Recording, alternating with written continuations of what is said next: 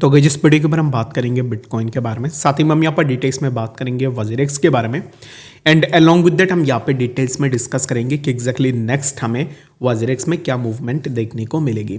और ना इस वीडियो के ऊपर मैं आप सबसे यहाँ पर कुछ इंपॉर्टेंट चीज़ें शेयर करना चाहूँगा रिगार्डिंग द वजीरेक्स। तो जितने भी लोग रियल में वजीरेक्स में फंसे हुए हैं इनके लिए ना बहुत ज़्यादा इंपॉर्टेंट होगी ये वीडियो, बाकी आप पूरा एंड तक ज़रूर से देख लेना। और बात करेंगे यहाँ पर बीटीसी के बारे में कि एग्जैक्टली बीटीसी में क्या मूवमेंट हो रही है। सबसे पहले तो यहाँ पर वजीरेक्स में अगर आप देखोगे तो ऑलरेडी सिंगापुर कोर्ट ने उनको बता दिया है कि अभी उनके तरफ से कोई भी गलती नहीं थी।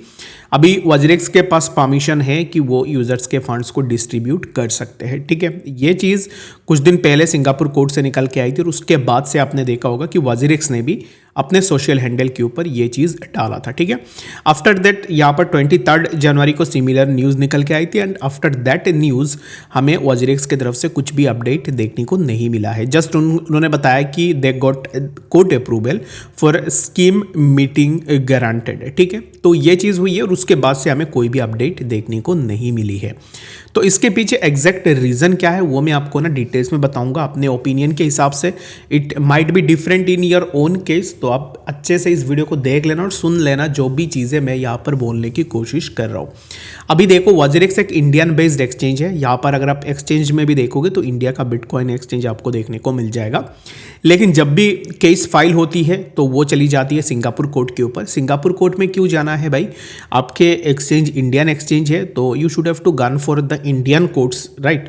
अब में से बहुत सारे लोगों के मन में ये भी क्वेश्चंस होंगे, लेकिन according to the Nischal and team of WazirX उनके अकॉर्डिंग यही है कि वजीरेक्स जो है ना वो जेटाई का है और जेटाई ने यहाँ पर वजीरेक्स का जो रजिस्ट्रेशन है वो करा के रखा हुआ है सिंगापुर में। तो दैट्स वाई इन लोगों ने अपना जो भी कोर्ट केस है वो सिंगापुर के ऊपर उन्होंने प्रोसीड की है। ठीक है, अभी बात आती है कि जितने भी इंडियन यूजर्स है, लाइक आप में से मैक्सिमम नंबर ऑफ पीपल, जितने भी का मतलब क्या है कि 100% जो यूजर्स है वो इंडियन यूजर्स ही वजीरेक्स को यूज़ कर रहे थे, ना कि सिंगापुर का कोई यूज़ कर रहा था या फिर ना ही कोई बाहर से कोई यूज़ कर रहा था। जितने भी लोगों के लॉस हुए हैं वो इंडियन ही के ही हुए हैं, लेकिन जो कोर्ट की प्रोसीडिंग्स है, जो भी डिटेल्स है वो सब कुछ हुई है सिंगापुर कोर्ट के ऊपर। अगर मान लो लेट सपोज कि ये केस अगर इंडियन कोर्ट में होती, इंडियन कोर्ट में अगर इस चीज़ के ऊपर सुनवाई होती, तो in that case what we can expect is that कि जितने भी यूजर्स है वो भी अपने जो भी ओपिनियंस है, जो भी अपील है वो कोर्ट के सामने रख सकते थे। ठीक है, कैसे रख सकते थे वो मैं आपको बता रहा हूँ। यहाँ पर ट्विटर पे ना कुछ ऐसे यहाँ पर लोग हैं जिनका फंड्स गए हैं वजीरेक्स में, और वो अभी इस टाइम पे ना कॉन्स्टेंटली, जब से उनका फंड्स गए हैं वो कॉन्स्टेंटली ट्विटर में पोस्ट भी कर रहे हैं। और मैं देखता हूँ कि उनके पोस्ट में रीचेस बहुत कम है, यानी कि बहुत कम ऐसे लोग हैं जो उनको सपोर्ट कर रहे हैं। मैं आप सबको यही चीज़ बोलूँगा कि यहाँ पर ना आप सबको क्या करनी है कि जो भी अभी इस टाइम पे लीगल बैटल के लिए बात कर रहा है ट्विटर में, उसके फंड्स भी गए हैं, प्लीज़ उन लोगों को सपोर्ट करो। बाकी अगर आपके भी फंड्स गए हैं तो कांटेक्ट करके क्या करो कि आप अपने एंड से भी कुछ भी यहाँ पर लीगल अगर आप एक्शन लेना चाहते हो, you have all the rights to take the legal actions, आप वो कर सकते हो। एंड और एक चीज़ मैं आप सबको रिक्वेस्ट करूँगा और मेरे तरफ से एक गाइड रहेगी, प्लीज़ गाली गोलज मत करना किसी को, चाहे निश्चल हो या फिर कोई भी हो। गाली दे के कुछ फ़ायदा होने वाला है नहीं, and it's not something to get your solution. अगर आप किसी को गाली दोगे, किसी को कुछ भी बोलोगे, यहाँ पे आपको अपना सोल्यूशन नहीं मिलेगा। What we need is that कि we need our solution, our money back. बाकी किसी को गाली देके अगर हमें पैसे मिल जाते तो वो तो बहुत सही बात थी, लेकिन गाली देके आपको पैसे वगैरह कुछ भी नहीं मिलेंगे और वैसे भी गाली गोलज किसी को नहीं करनी है। ठीक है, बाकी आपका जो भी यहाँ पर लीगली जो आप कर सकते हो वो चीज़ आप कर सकते हो, रेदर देन मॉकिंग अदर्स और यूजिंग स्लैंग्स टू निश्चल और एनीवन, ये प्लीज़ मत करो, ऐसे आपको नहीं करनी है। ठीक है, निश्चल अगर आपको ऐसा लग रहा है कि केस इंडियन कोर्ट में होनी चाहिए, अगर आप सेटिस्फाइड नहीं हो whatever outcome you are getting right now, and in short में अगर हम देखें तो आउटकम के नाम पे हमें कुछ भी नहीं मिला है फ्रॉम द पास्ट 8 मंथ्स। अभी तक वजीरेक्स ने मुझे ये बताओ कि क्या ऐसे अपडेट दी है जिस अपडेट से आपको लगा हो कि आपको अपने पैसे मिल जाएंगे? कुछ भी अपडेट नहीं दिया है। ठीक है, वजीरेक्स अपडेट देता भी नहीं है, और जब भी कुछ भी यहाँ पर अपडेट निकल के आती है वो एक अपडेट देते और उसके बाद उसके ऊपर बात भी नहीं करते। WazirX is the same exchange जो डेली बेसिस में पोस्ट डालता था, डेली बेसिस में मार्केट के ऊपर बातें करता था, लेकिन जब से है कोई ये तब से इनका जो पोस्ट डालना और बड़े बड़े बातें करना वो बंद हो चुके हैं, ठीक है।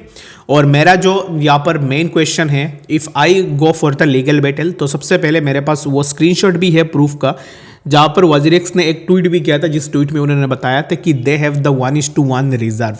जब भी कोई भी एक्सचेंज ये बता रही है कि उनके पास 1:1 में रिजर्व रखा हुआ है, 1:1 में जब भी आप रिजर्व रखते हो दैट मीन्स कि मार्केट में कुछ भी यहाँ पर अनफ्रोजन कंडीशन अगर आती है एक्सचेंजेस में, तो अनफ्रोजन कंडीशन में अगर फंड्स चले भी जाते हैं, इन दैट केस एक्सचेंज के पास और भी फंड्स रहते हैं जिससे वो एक्सचेंज चला सकते हैं। यानी कि अगर मान लो कि 1:1 में आपके पास फंड्स रखे हुए हैं, यानी कि मार्केट में जो फंड्स है same equal amount of funds आपके पास बैक एंड में है, और ये फंड आप तब रखते हो अगर आपके एक्सचेंज में कुछ भी हो जाता है, तो फिर आप जो बैक एंड में जो फंड्स रखा हुआ है उस फंड को यूज़ कर सकते हो लोगों को बेल आउट करने के लिए। अगर यहाँ पर जैसे है कोई है, इन दैट केस आपको जो भी आपके पास बैक एंड में फंड्स थे वो फंड्स आप लोगों को प्रोवाइड कर सकते थे।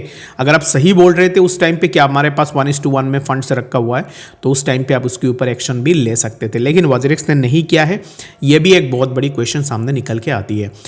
और ऊपर से वजीरेक्स ने जो यूज़र्स के फंड्स को यूज़ किया है without the users approval, like अगर आप मुझे बताते हो कि आप अगर मुझे पैसे देते हो, लाइक 100 शेयर अगर आप मुझे देते हो और मैं आपको बाद में बताता हूँ कि आपके 100 शेयर से मैंने यहाँ पे इतने पैसे लगा ली है, क्यों लगाई है, क्योंकि अब इस टाइम पे मुझे ये बिज़नेस करनी है, उस बिज़नेस के लिए मैंने इतने पैसे लगा ली है, तो इट्स नॉट एन एक्सक्यूज़ कि आप ऐसे एक्सक्यूज़ नहीं बना सकते हो, ठीक है। लेकिन वजीरेक्स ने सिमिलर कुछ इस तरीके से यूज़र्स से नियर अराउंड 500 शेयर के आसपास वजीरेक्स ने लिया है सिर्फ यूज़र्स के फंड्स को। वो उसका खुद का फंड्स नहीं है, यूज़र का जो फंड रखा हुआ है उसी फंड से अराउंड 500 करोड़ उन्होंने ले लिया है, ठीक है। तो यह चीज़ें हैं जो आपको देखनी है। और जितने भी लोग अब इस टाइम पे एक्टिव हो वजीरेक्स में, अगर आपके पैसे गए हैं, एक्टिव हो, प्लीज़ रेज योर वॉइस। अगर आप ऐसे सोचते हो ना कि आपके बिहाफ में और कोई अपना वॉइस रेज करेगा तो फिर आपको पैसे मिल जाएंगे, नहीं मेरे भाई, ऐसे नहीं होगा।